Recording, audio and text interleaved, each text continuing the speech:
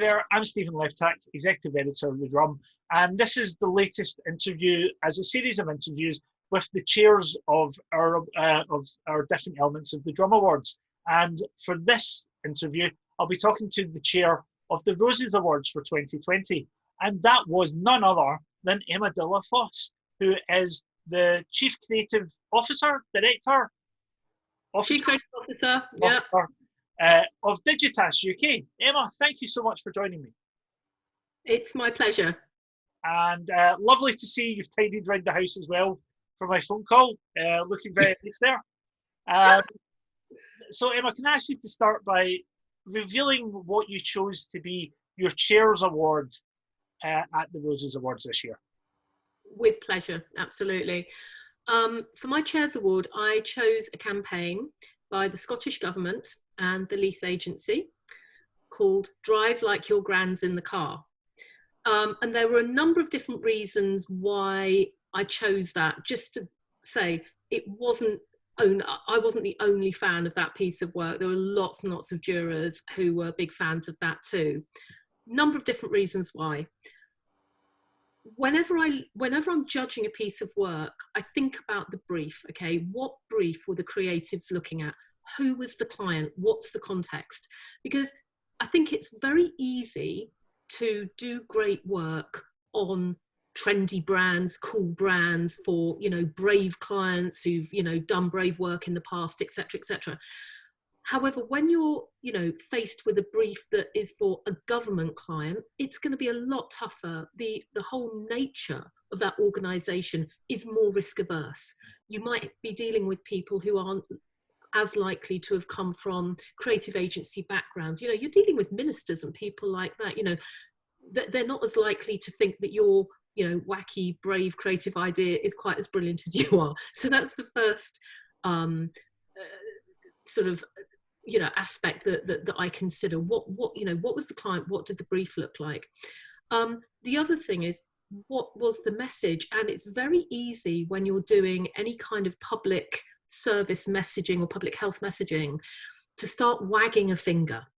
I've worked for government organisations in the past, Department of Health, PHE. It's the tendency is always towards giving a bit of a lecture and also playing extremely safe. Don't say this and don't say that, and it is difficult to get very creative work out. And why I loved Drive Like Gran's in the Car so much was because it was brave work for a government organisation. They resisted the urge to wag the finger.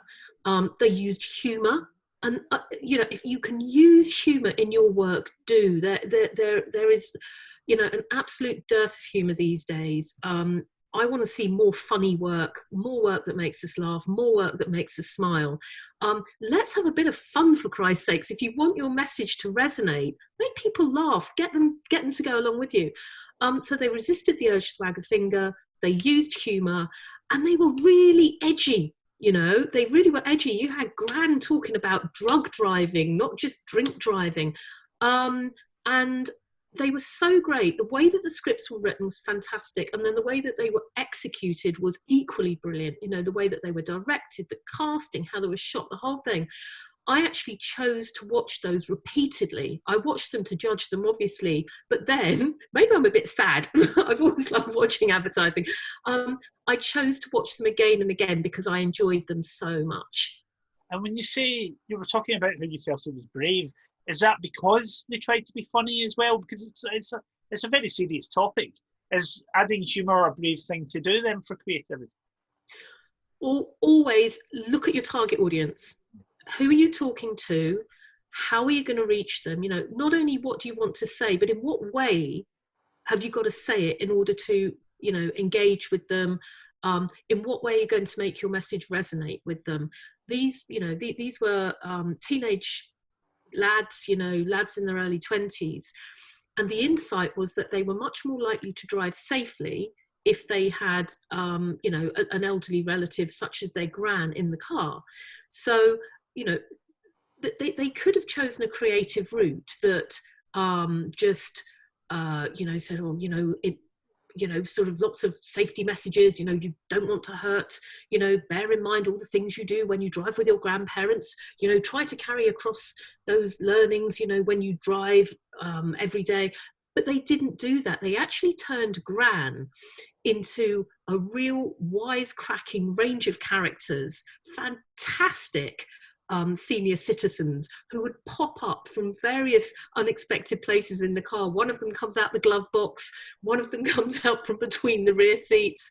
And it was brave because they didn't shy away from the topics that you would ordinarily expect a government organisation to shy away from. So, for example, Gran doesn't wag the finger about taking drugs, okay? She actually says, and you know what, I was about to do a Scottish accent there, and I keep forgetting that I'm surrounded by Scottish people. Don't do the bad Scottish accent, Emma. Gran comes across in one of the ads and says, if you're going to have a toot, don't do it while you're driving, because you're going to get arrested and you could cause a crash. She doesn't go on to give a lecture about the perils of drug abuse, which must have been such a difficult line to tread for the Scottish government, because they must have had so many other people saying, oh, now's the great time to deliver a message about the perils of drug abuse. But they were single-minded, they kept on message, and that allowed them to do it with humour. And I think it's that kind of humour that they utilise which will really engage with that younger, the lads' target audience. So that's how I think they were brave. It's what you don't do rather than what you do that makes you brave, if you see what I mean. Yes, absolutely. When I was looking for you to be the chair of this year's awards, the Roses and Awards are the awards that the Drum runs to recognise creative work from Scotland and the regions of England, yep, and all outside of London. And so we get to see a real spread of what's going on across the UK. And I wondered what your view of the work was generally this year. Was there anything that caught your eye, or any themes or any trends that you thought, oh, that's interesting? One of the reasons why I was so pleased to be asked to judge the Drum Roses was because I kind of come from a background where, a little bit of the kind of like creative underdog background, if you see what I mean, having come from originally advertising, but then direct marketing, where everybody tended to look down their nose at you creatively. I can understand that, if you work in some agencies in the regions, you might feel sometimes a little bit like the underdog as well. And actually, there's no reason for that whatsoever. There is some absolutely brilliant work coming out of cities like, the Leith Agency up in Scotland, BBC Creative in Manchester, and a whole range of other agencies too, that will really kind of knock the sort of the more sort of proud, I suppose, and creative divas off of their perches in London, and really give them something to worry about, to give them a really good run for their money. So yeah, the work, I mean, I have to mention the Leith Agency because they just perform so consistently across just about all of their clients. Everything I saw that really made me laugh or really made me stop and think. I didn't know it was the Leith Agency, and then I looked at, oh right, it's them again, so that was a real surprise. But the BBC creative crew up in Manchester, some of the work that they're turning out as well is absolutely fantastic. So there were two examples, but generally, if you look at the awards that have been given, you will see a very good spread across a very wide range of agencies from across the whole of the UK. So I think creativity is alive and kicking, in all sorts of other cities, not just London. Sure. And right now we're all stuck at home as a result of some slight viral troubles that are outside as we face a pandemic, which has meant some real issues for creatives all across the world, not least in the UK. Would you have any advice for creatives working right now, both freelance and still within agencies? Do you know, I don't know how, I have nothing but respect for creatives who are still getting the work out at the moment. I work best when I'm sitting down with another creative, you know, across the table in a pub, or across a desk at work, or, you know, across a kitchen table at home. For me, it's that sort of interaction with another person, the ability to bounce ideas off people, I really love. I like working with other people, and I really take my hat off to all those creative teams who aren't able to do that at the moment, but they're still producing amazing ideas. So I would just say, use whatever technology you need, but at the same time, don't feel the need to use technology. As in, if doing a Zoom call, a video conferencing call gets you where you need to go, great, use that. But also, perhaps take the opportunity, take the this time of quiet, peace, lack of commuting, lack of constant meetings. And I know that we all have Zoom meetings and Microsoft Teams meetings, but try and actually use that time to just kind of take in some other stimulus, if you like. Read more books, watch more films. Ideas occur in the subconscious, but actually they need something to feed from. So while you've got this time at home, try and make the most of that time to just absorb a little bit more material, a little bit more content, you know, read stuff you wouldn't normally read, watch stuff you wouldn't normally watch.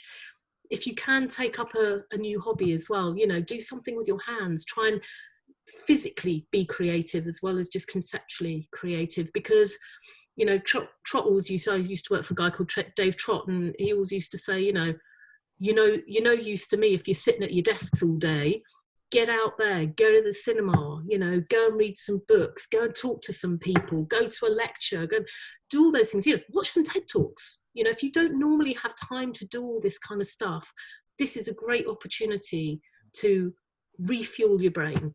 So that's what I'd say at the moment. Thank you. Very good advice. Emma, thank you again for being our chair for this year's Roses Awards. It's always lovely to speak to you. Keep safe and healthy, and no doubt I'll speak to you soon. And thank you to our viewers, as always, for watching this interview. Take care. Cheers, Stephen.